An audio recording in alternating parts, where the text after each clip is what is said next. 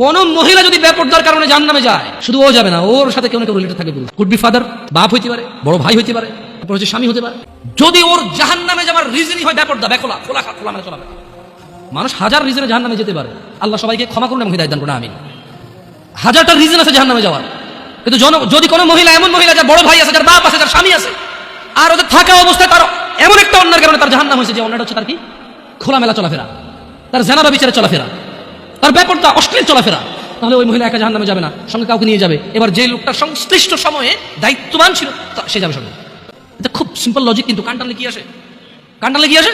ওই মহিলা যদি সংশ্লিষ্ট রিজনে যদি জাহান্নামে যায়, সংশ্লিষ্ট সময়ে যে দায়িত্ববান পুরুষ তার অভিভাবকত্বের মধ্যে ছিল, যার উচিত ছিল তার জন্য সমর্থ অনুযায়ী জামা কাপড় কিনা, সুন্দর দেখে, সমর্থ অনুযায়ী খাবার দাবার ব্যবস্থা করা, তার অর্থনৈতিক অবস্থার উপরে ডিপেন্ড করে, সমর্থ অনুযায়ী ওর কমফোর্ট জোনে রাখা হবে, সমর্থ অনুযায়ী যতটুকু আছে উজাড় করে দেওয়া ওর পিছনে, সংশ্লিষ্ট ব্যক্তি এটার জন্য দায়ী থাকবে।